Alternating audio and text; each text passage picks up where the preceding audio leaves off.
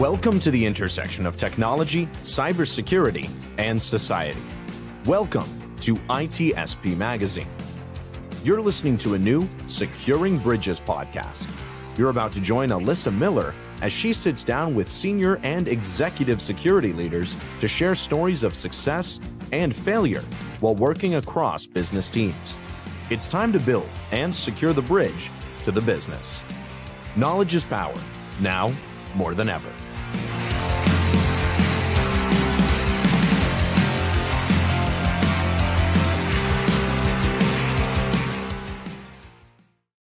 Hey everybody, we're back. It's another episode of Securing Bridges. Thanks for being here with us. I'm Alyssa Miller, your host, as always. And we've got another amazing guest today, so we are going to dig into this thing. But thank you all for joining. We are on episode 37. I can't believe it. It seems like only yesterday we got started with this, and these guests every week have been incredible. You all have been incredible. I love having you all here. Thank you for the comments you send us every week. I love getting your questions, your comments. You know, we put them up on screen, and we're going to address them live wherever we can. So please do share your questions, your comments in the chat, whether you're on YouTube or you're on Facebook or Twitter or LinkedIn, wherever you're watching us. We want to hear from you. Get involved. Be a part of the show. We're looking forward to it. So, all right. I'm not going to delay any longer. I've got an amazing guest again this week. Every week is somebody amazing, and this is no exception. So we're digging right in. With me today, I've got Jess Vachon. Jess, how are you? And I told you I was going to screw it up. I knew I was going to screw it up. Vachon. You had it right. Thank you for having me, by the way. I appreciate it. Oh, gosh. I knew I was going to goof it up. It doesn't matter how many times I validate somebody's name and how to say it. I still screw it up. I doomed myself. I told you I was going to. Anyway, enough of that. Let's dig into who you are in case people out there don't know you. So share a little bit about yourself. Sure. Jess Vachon. I am the most recent CISO at Context Labs. I've been there for about 5 months. But I've been doing information security and compliance now realistically for most of my career, but concentrating on it for the last 5 or 6 years. Okay. I've had experience in just about every industry. So finance, education, manufacturing, healthcare, and now software. I guess I've been around for a little bit of time. Yeah, I know that feeling all too well. But yeah, you've got a really impressive background. You've been through like a lot of different organizations. Or I shouldn't say a lot of different organizations. That sounds wrong. You've had experience in a lot of different industries and organizations too. But I don't want to make it sound like you're bouncing. No, it's just a really impressive background. So you're a CISO now. How did you get there? Failed upwards? No. All right, good. Somebody did. It's been a long trail. You know, I started out in the military learning communications and electronics. When I exited the military, I started doing network security engineering. I worked for Cisco for a while and then for Chase Bank. We won't hold that against you. It's right. And then decided, I wanted to go into management. So started running IT organizations in healthcare. Took a break from that, did some security consulting, back into healthcare. And then around that second venture into healthcare, that's when the Affordable Care Act was passed. And really, we had some teeth to go along with the needs of security in the organizations. So I was finding that I was spending greater than 50% of my time doing security and decided that's what I want to concentrate in. So it's been a long, steady progression, working my way up, filling all the different roles along the way. And I just decided, I can make a difference in security. I really want to be in the leadership role for it and just set that mark high and kept going for it. And my last 2 roles now have been CISO roles, and I love it. Cool. So I want to dig into that a little bit more, if that's all right, because there's a few things you said that were kind of interesting. Like you first of all, you said you set that target and you shot for it. I'm kind of curious, what is it about leadership that you enjoy? Because I think a lot of people sometimes de facto, it's just like, well, there's like a certain expectation you're just going to climb the corporate ladder, and at some point you're going to move out of individual contributor roles into management, and then you have to just keep moving up. And I'm trying to help people understand that no, there's like a specific skill set to leadership that you have to enjoy doing in order to do the job. And so, first of all, feel free to call me on that and tell me I'm completely wrong. But second, I do want to know what it is that, what drew you to set that as a goal for yourself. Sure. Yeah, you're not wrong. Definitely not wrong. I think very early in my life, before I went to college, before I was out working as a professional, I was giving a lot of opportunities as a teenager to fill roles that most adults would be filling, and I was able to do those well. And I enjoyed that responsibility. I enjoyed sitting at the table and answering the questions. And so once I moved out of the service and into the workforce, it was kind of a weird position for me to just be an individual contributor, but not having a voice in the matter. And I had an understanding of myself that I could do more, and I was willing to do more, and I was willing to step into the fold when others weren't able to or weren't willing to. I can't stand that void in the room if no one stands up and volunteers. I have to do it. It's just part of the core of who I am. And the more I did it, the more I found I enjoyed it. Really like the aspect of creating opportunity for others, whether that's a new position or helping them move up in their positions, up in their skill sets, or on to someplace else. I love doing that part of it. I love communicating to the team what the mission is and helping them understand why we're doing something. Because I know when I was young in my career, I didn't always understand the full picture. And I was frustrated with that. And I think a lot of people can be frustrated with that if they don't know why they're doing something. So I like being able to coach and lead and help people understand, yeah, this is why we're doing project A and project B, but we're not doing project C, which you think has more importance. It's because we have to balance that with the business. So I find myself, very happy in that element. That's awesome. And those are some of the things I always like to highlight for people when we start talking about, getting into management, because for some people, that's just not something, understanding that, yeah, your day is going to be filled with those types of things, right? It's going to be a lot of business discussion. It's going to be a lot of working with other people on how to coach them up and help them in their careers, things like that. Things that don't put you immersed in technology and learning, new techniques and things. That kind of falls by the wayside, at least in my experience. As you move into these higher level leadership roles, and particularly, of course, at the executive level, and in addition to not getting a lot of sleep and some other things. But so I'm curious too. So you've been in CISO positions now. You mentioned the last two, so it's been about a year and a half-ish or so. Yes. What surprised you the most stepping into that first CISO role? Like what was there something that caught you off guard that like you didn't really expect, or was different at least than what you thought it was going to be? Well, when you move from an engineer type role into management, the first thing that you realize is I can't do all the technical stuff I used to do. You have to take your hands off of it. You have to trust others to do that. And so that middle management role, you can somewhat still be attuned to it. And you're starting to learn really how to be a better business manager.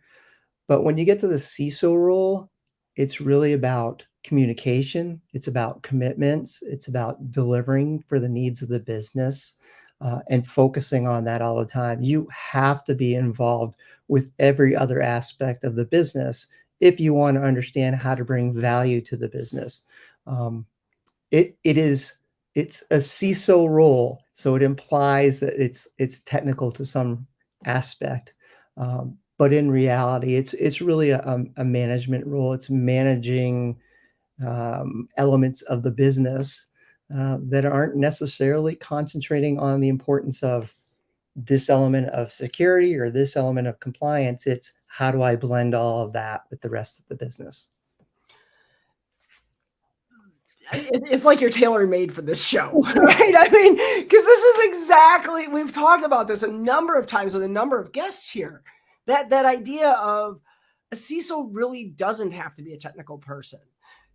Now, the technical capabilities help, and I think having the technical background is still solid, right? Don't get me wrong. I think it does pay off for me because first of all, I can just understand what the hell it is that all my people are talking about, which is important. But at the same time, it's, the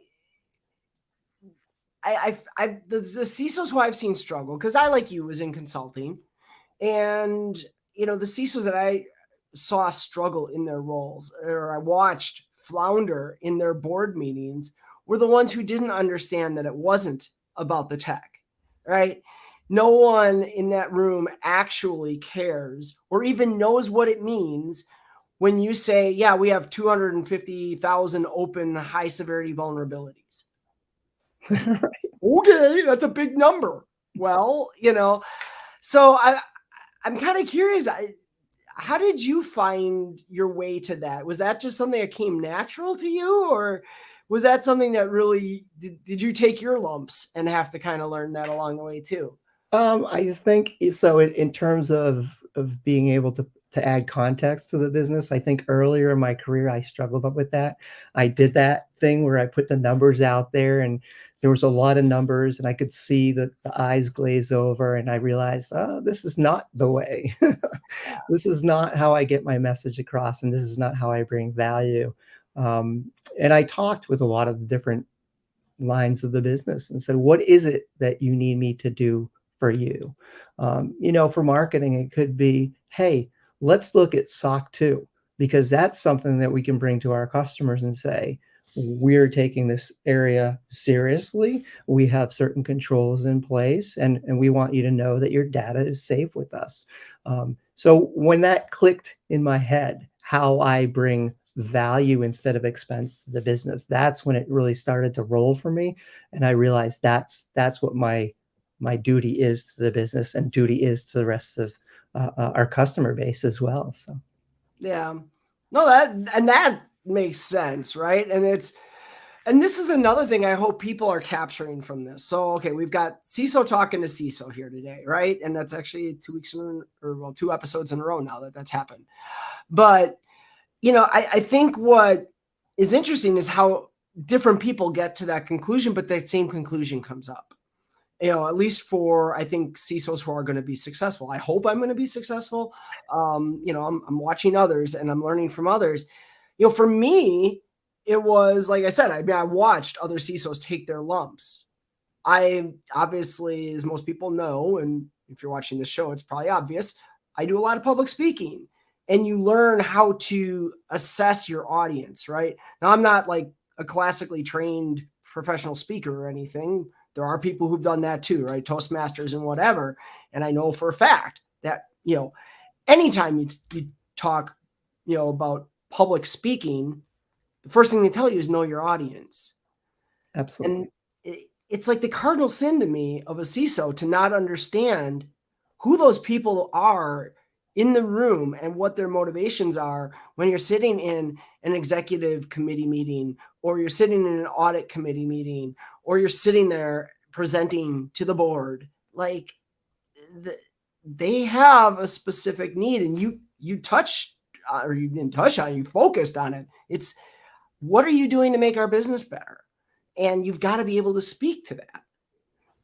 Yeah, absolutely. And it's building that relationship far in advance too, and not just in the sense of business. It's getting to know each individual, what makes them tick, what their interests are. You have to really enjoy the people that you're working with, and you have to enjoy helping them be successful. So coming into a CISO role, Now, this was something I found, at least for me, was a little interesting. So, I mean, I've been in leadership roles for 17 years before I got this, 16 years before I got my first CISO job. And, so I understood. And one of the things I know a lot of managers struggle with, I've got people on my team who I'm trying to help coach through this, is the art of delegation, right? Understanding that you don't have to do it. You have really smart people that you work with who are there for that purpose. But did you find, as I did, like a whole new layer of that as you step into like a CISO role?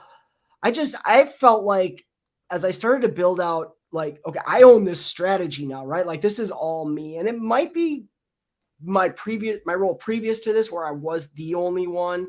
And so I had to take on more of it. But it's been weird as I realized, like, I set the strategy, but I've got an operations team who I hand that to and say, here's your challenge. I've got an engineering and architecture team.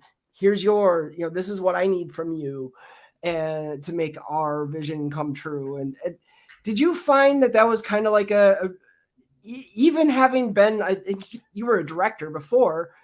So, I mean, you were a manager of managers, but did you still find that was kind of a shift stepping into the CISO role? For me, not really, because I've spent a lot of time in my career trying to develop the next set of leaders. So I try and hire smartly, hire people who are smarter than me, establish that trust with them early on. I give allowance for mistakes ahead of time. So I let them know you're going to fail. It's going to be okay. We can work on that and we can work with that. And then it's coaching and meeting with people on a regular basis and keeping communication open and letting them know they can ask you questions if they're unsure of something so that there are no surprises coming to you. Yes, ultimately, I am responsible for whatever gets produced from our section and provided to the business. But that's really the measure on me, right? If I'm doing that correctly and if I'm doing it well, I don't need to have a fear that if I let go too much on those that are working with me, that something's going to go wrong. It's taken me a while to get there, but I think I hit it early enough in my career that when I transitioned into the CISO role, for me, that wasn't an issue. Nice.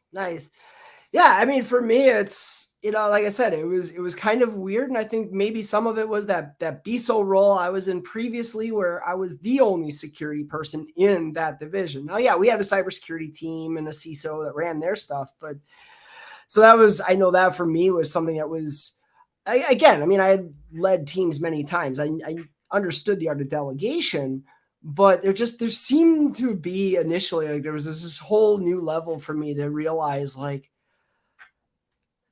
wow, I can really just focus on strategy. That's really my job. That's what I do. And I don't have to be as intimate with a lot of these things where I'm so used to not like being down in the, in the tech, but still like more involved than even now. It's just, hey, tell me what's going on, So, well, cool. So, as you look at kind of your career, obviously there's other people out there who want to get where you're at, where, they're in an executive role. Where would you start with talking to someone who's, say, maybe very early in their career and they're already seeing that that's like their ultimate goal for themselves? Where do you start in trying to coach someone like that? Yeah, it's having a lot of conversations with those people. I coach probably 5 or 6 different people who are young in their careers. We talk a lot about experimenting in different areas of information security and compliance, because you may find that you like the more technical aspects, or you may find that you like the governance, risk, and compliance aspects more. So it's early in your career getting a sense of those. And even if you don't stay doing it, having that exposure, because you're adding to your toolkit. And that's what you want to start doing earlier in your career, is building that toolkit that you can fall back on later to make good judgments and good decisions from. Some folks will ask me, should I go get a master's degree in cybersecurity? And I'll be honest, I tell people, if it was me, I would go get a degree in business, because if you're going to be in management, you need to understand the business, and you need to understand how to translate the security aspects, the compliance aspects into that business value. So I'll work with them in that area. Now, you can certainly go get that master's in cybersecurity if you want to. And if you do that, again, I'm gonna coach you. Make sure there's some business courses in there, because you really need that part. That's how the other business executives are going to look at you, and that's the value they're looking at from you. Yes, they want you to secure the business. Yes, they want the business to be compliant, but they want you to bring that. I keep coming back to it, that value, that revenue stream into the organization. You're part of the business. So it's stressing that part. And then going for those stretch goals. You may not have all the qualifications you think you need to move into management, but you might suspect that you're ready. It's okay not to have all the requirements that you need. You can learn some of those on the job, and you will learn some of those on the job. None of us get to be a CISO and we know everything we're supposed to be doing on day one. What do you mean? I know everything. I know it all. I'm the smartest person in the room. Yeah, we're not. No. Just kidding. For those of you hearing just the audio of this, I'm joking. You can't see me waving off, but it was a joke. Yeah, and that's probably another good point, is don't ever think you're the smartest person in the room. Keep learning, keep a beginner's mind, keep taking courses on the side. Keep asking people how they do something. For me, I look across the industry at my peers, and I see, what are they doing?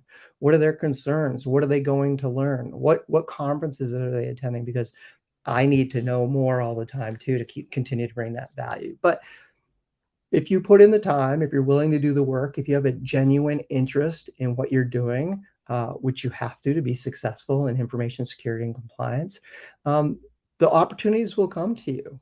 When you're seen as being competent and energetic in the role that you're in, people will recognize that, and good leaders they'll pluck you out and pick you up and help you get on your way. Yeah. And honestly, unfortunately, I think we've probably all seen those leaders, and I'll actually put air quotes on that. Again, for those of you listening to the audio, you can't see me doing the air quotes on the screen here, but I can't imagine anybody who hasn't seen that leader who does believe they're the smartest person in the room. And I feel like that's a perfect recipe for disaster. Like you can't be successful in this job if you believe that you know more than anyone else there, and that because you have some title, which happens to have a C at the front of it, that somehow that qualifies you more than anyone else to espouse opinions and direction and all of that upon others. Yeah, that should be a red flag for people. If you are working for a leader like that, they're not recognizing you. You have no voice. Their answer is the only answer. Move on. Really, life is too short for you to stay there, and it's going to stunt your career, and it's going to make you feel physically and mentally not well. So there's no reason to stay in that type of environment. And I think we're seeing that in the last 5 years or so, where people, if they're unhappy in their role, they're just not going to stay there, and they're not going to keep doing that. They know that better is out there, and they'll pursue it. If you are that type of leader who, your staff isn't talking to you, if you are suspicious of them, if you don't have trust for them, turn the mirror on yourself, because the problem is probably with you and your leadership style. We're only leaders as long as people decide that they want to follow us. And at the point in which they decide that they're not going to do that anymore, then we don't serve our purpose. We're going to lose staff, and the business is going to suffer because of us. Yeah. So I'm going to go back to something you said before, because it resonated with me when you're talking about, should I get a master's degree in cybersecurity? And, guilty as charged, kind of. So I've got a master's in IT because cybersecurity degrees didn't exist when I got my master's. But, one of the things I did early on, actually, my bachelor's program was switched from computer science to MIS. We called it back then. Remember that when we called it MIS? Management Information Systems. So for those of you that don't know, because I don't even know if MIS is a thing anymore. Back then, what that was computer science was all the very, theoretical, how, there was programming, but it was all, literally they had you writing an assembler. They made us write an operating system. Like, it was that crazy. MIS was the one where instead, you learned about computers, but they also connected it to business things like accounting. I had an entire accounting course. I can't remember the name of the program we use now, but literally was, here's how you do accounting, but here's how you do accounting using software, right? And I think, that speaks volumes to me, because it's come up on the show a number of times that, if you want to overcome some of those obstacles to getting into or progressing in cybersecurity, being able to speak the language of other people in the business who don't speak cybersecurity is important. And I can tell you, it worked wonders for me early on in my leadership career, when I could actually talk to accountants and, finance people about those topics and show that I actually understood what was going on, and that I knew what a capital budget was versus an expense budget, and why that's different, and why each one is important in its own way.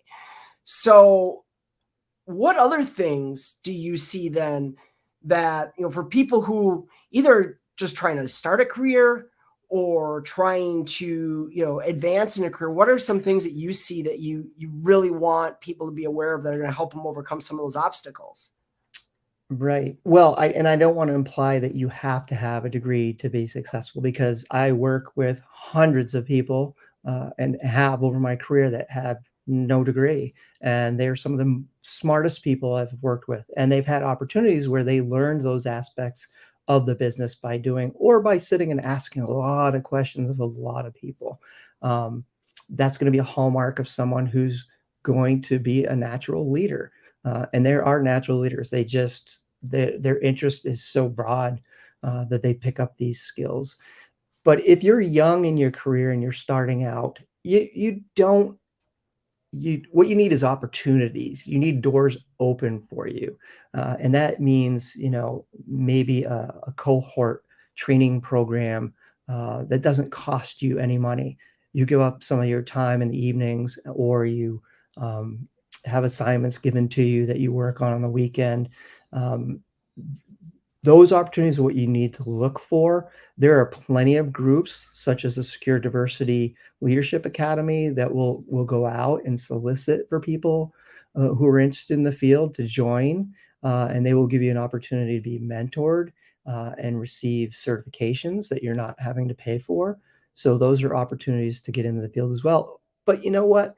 We have a whole environment of threat actors that are just learning on their own, and they are very proficient. So you can learn on your own if you choose to. And there's hundreds of programs out there now that you can use to set up virtual machines and start learning that way. Or if you really want to do it the hardcore way, go to the NIST, start pulling out some of the documents there, start reading through those documents and seeing if you can understand. It's going to give you a lot of headaches. It's good nighttime reading. It's good nighttime reading, but it's certainly another path as well. But I'm always impressed by the people who reach out to me on LinkedIn and say, "Hey, I'm interested in this field. Could you spend some time talking to me?" Yeah, absolutely. I will do that. And don't be afraid to reach out to people. It doesn't matter what their title is. We're just people like you on the other side, and most of us really enjoy helping others. And that's, oh my gosh, I can't even, the learning on your own thing. I always get a little nervous, because there are people out there who I think kind of push that as like the way, right? Because that's how they got here. And there is so much you can do on your own. I've talked even for the management and executive side, like no, you don't have to go get an MBA, read the 10-Day MBA. It's a great book. I love that book. I've talked about it on this show multiple times. And, but also don't feel like that is something you have to do to get that first job either. Because you'll get a lot of people, that I've seen in conversations. Someone asks, well, how do I get started? And they're like, well, build a home lab, do this, do that. Well, why? Well, because that's what I did. Yeah. I hacked Prodigy when I was 12, but I wouldn't suggest that other people go do that, especially not these days. You'll end up in jail. And the days of going to jail and then getting a really good cybersecurity job, I think, are mostly over. Yeah, I think so. I think so. And yeah, and there's no one path. I guess that's what we're saying, right? I mean, I kind of did that traditional, started playing around at the house with a whole bunch of computers and figuring out how networks work. And, for me, when I was doing that, this is before I could just log on to the internet and start doing stuff.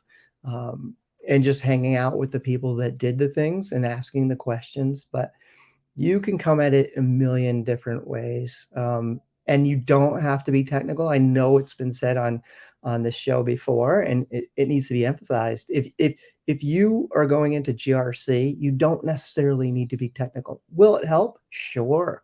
But you can read documents, right? You can run systems that take a framework and start pulling in all the evidence that's needed, and you can interpret that and put it in reports, and you can convey that to other people.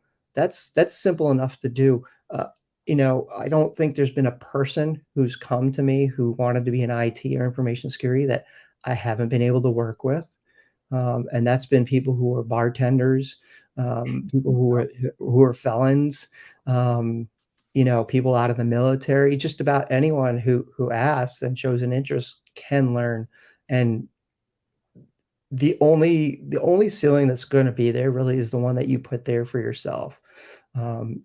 You just have to keep asking. People will help.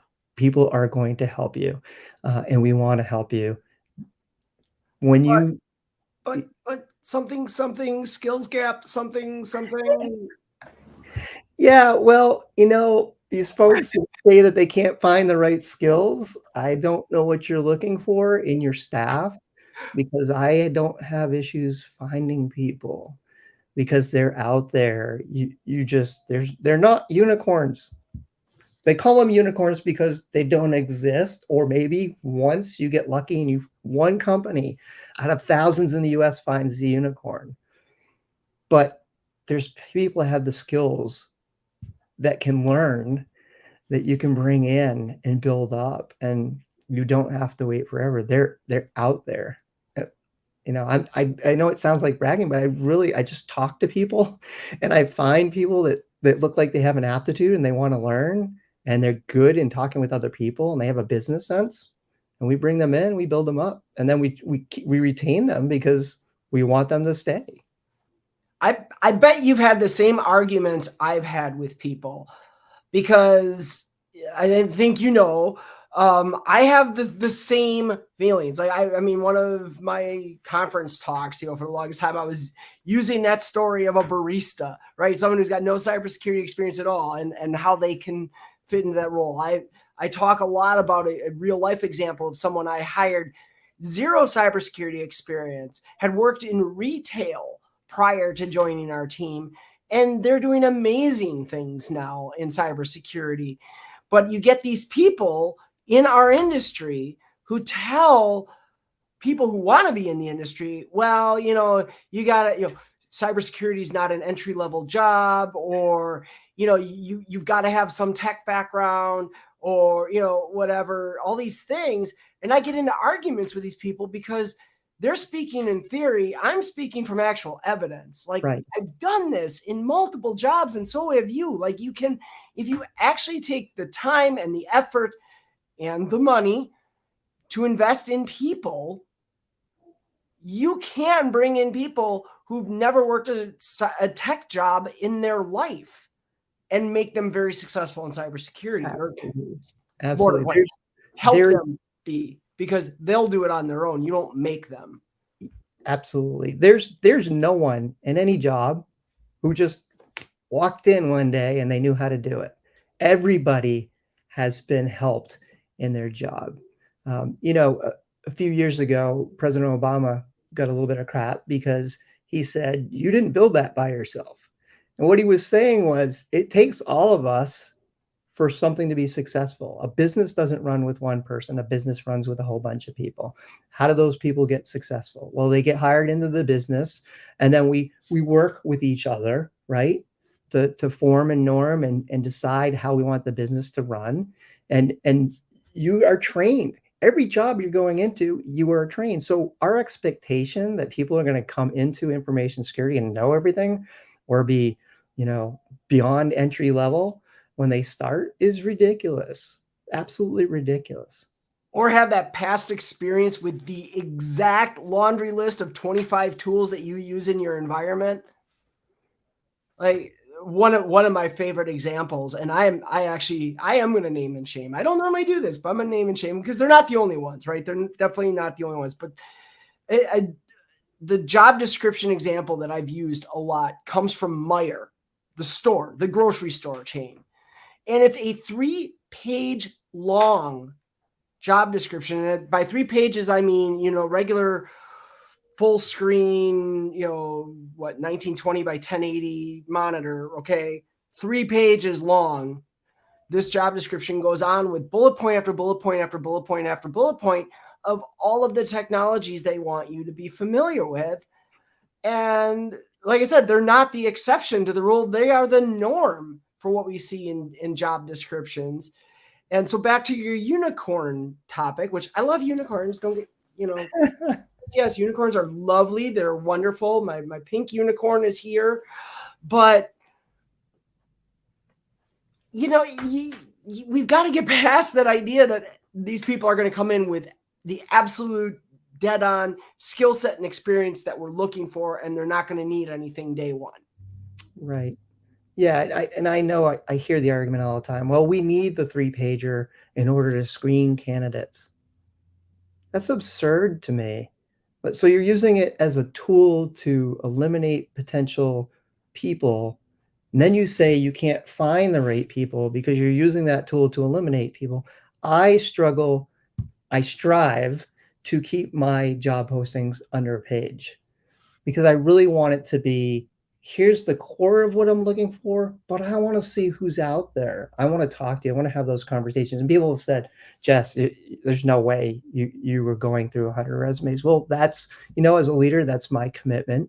If I get 100 resumes in, I need to go through those 100 resumes because that's how I'm going to find the best fit, right? Or the skill set that I think I'm looking for. I work with the recruiters. I work with HR and say, I have an inkling of what I think I need in a person for this role. And I can't just put that down in a few skill sets. And I don't want to detail exactly what the tools are that I'm using because that's, might as well be waving a red flag out there for the threat actors. But it's really important for me to make that connection. I'm going to be working with these people more than 40 hours a week. I'm going to be a factor in not only their work life, but their financial lives. And that has to be taken really seriously. And I do take that very seriously. So when a person dedicates themselves to the process and applying and trying to move up to that next position, I have to, in a leadership position, I have to dedicate myself to doing that as well. Yeah. And so what I love this. I don't know that I've ever actually focused on like the length of my job descriptions, but I know the one thing similar to what you described that's really important to me is not a lot of requirements, maybe some, preferred skills or experience, but where I try to focus the bulk is that paragraphical stuff at the top, right? That actually says this is what this role is going to do. Because what I want are people who will come in, read that and say, I think I can do that. The minute you start putting all these laundry list items in there, like you said, now you start excluding people. And I've had HR teams try to tell me that, well, I need that for EEOC purposes. Well, think of the irony of that for a minute. The EEOC is there to ensure that underrepresented people have a fair shot in the hiring process. And yet it's those exact bullet points that you say you need for that that are the things that have been proven in multiple studies to drive away candidates from underrepresented groups. Absolutely. So this doesn't even make sense to me when they say things like that. Yeah, absolutely. And you're not going to grow the career field doing that. You have to realize that everyone has a different lived experience, and that opportunity that you're offering has to take that into account. It can't just be from Jess's viewpoint. It has to be from as wide a viewpoint as we can get it to be. No, and I know it's always a touchy subject when we get into that discussion, right? Because, by law, you cannot use race, gender, all of the other protected groups as a decision-making factor either way, right?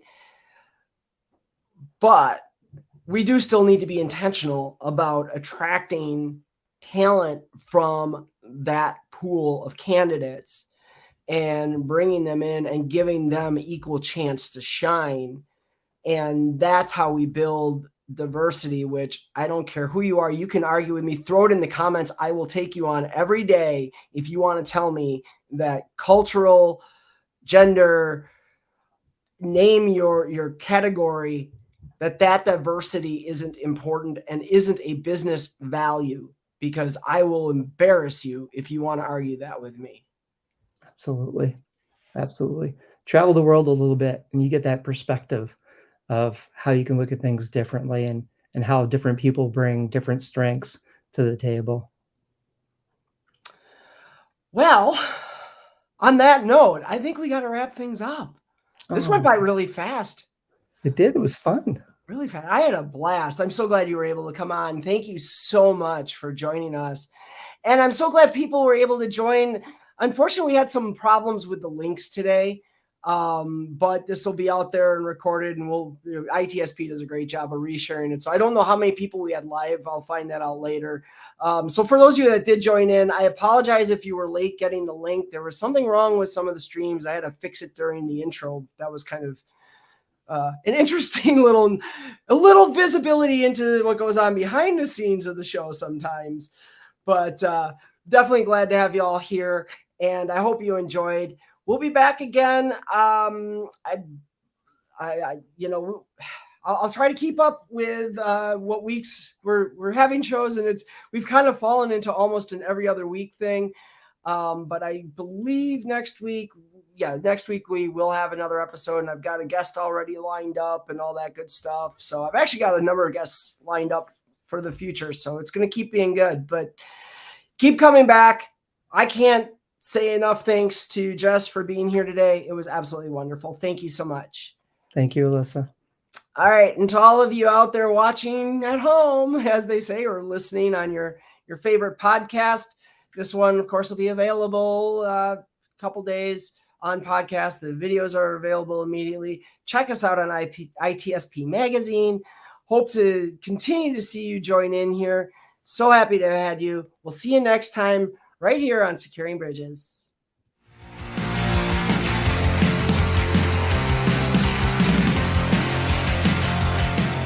We hope you enjoyed this episode of Securing Bridges podcast with Alyssa Miller. If you learned something new and this podcast made you think, then share itspmagazine.com with your friends, family, and colleagues. If you represent a company and wish to associate your brand with our conversations, sponsor one or more of our podcast channels. We hope you will come back for more stories and follow us on our journey. You can always find us at the intersection of technology, cybersecurity, and society.